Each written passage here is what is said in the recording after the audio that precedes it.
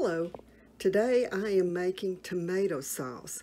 I'm using Roma tomatoes and because they are more meaty and have less seeds, and they make a great sauce. They're good for pasta sauce, and they're good to put in soups and stews and to make chili and things like that. So that's what we're going to be doing today.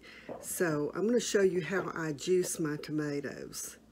Okay, so you can see that I have my juicer. This is an industrial juicer that I bought several years ago. If you have a different kind of juicer, you can do that, or if you use a food mill, you can use that to juice your tomatoes. But because I have had shoulder surgeries and that kind of thing, I can't do the round motion for hours at a time now, so I use this electric juicer. But before I get started today, I want to say thank you to Ella for my beautiful apron. I just love it. And it came with some hand towels and pot holder. It's just beautiful. So thank you, Ella, for the surprise gift. I've had this for a little while, but I love it and I use it. So I want to thank Ella again for this. And so I want to show you, I am doing Roma tomatoes today. I have cut them either quartered or half depending on the size.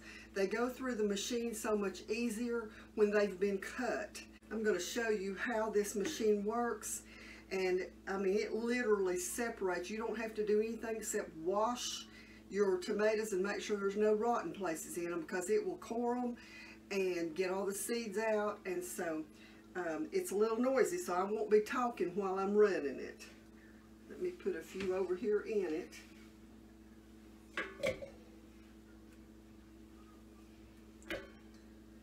I've got my little setup here with my pot that the juice is going to run into. I don't think you can see all of that, but right here on the front of the machine, these scraps are going to fall out into a bowl right there, and then in the tray in front of it right here, the juice will run out into my big stock pot that's sitting in front of it.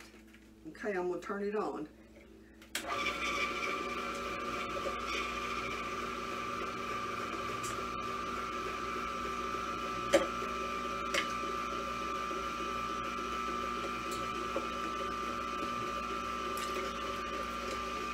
Take it a minute to get everything wet through it and get started.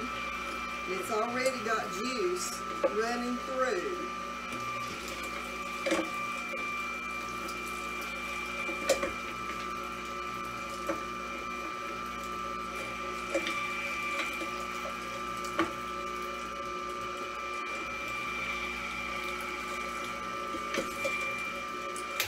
Okay, so I had a pretty good size handful and it's already run through.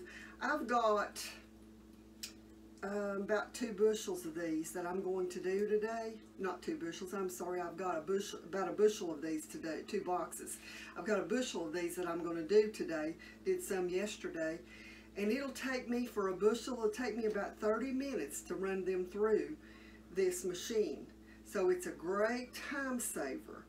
And then once I get them through this machine, I'll come back and show you what I'm doing with them after that. Well, I've got all the juicing done, and I want to show you now what I got. I did about 3/4 of a bushel, and so I want to show you. Let's see here if I can get it to, well, let me just flip it around here like this, and you can see this is a pretty good sized stock pot, and it's almost full. So it's been cooking. Oh, it's been cooking for about an hour, just heating or simmering. And so I'm going to put this in the jars. Now I want to explain, this is a good tomato sauce, just a plain tomato sauce. If I were going to use this for pasta sauce, I would let it stay on the stove and cook until it cooked a lot of the water out of it. That would drop it down to maybe close to half full in that big stock pot. That stock pot holds about 18 quarts. So I would let it cook down so that it would make a good, hearty, thick pasta sauce. And then, of course, add my peppers and onions and all that stuff to it. But anyway, I'm going to get this in the jars and get it into the water bath canner, which I already have heating, and then finish this up by water bathing. These will be water bathed for 40 minutes for quarts. It's just very simple to do the tomato sauce or tomato juice, which you can do the exact same way.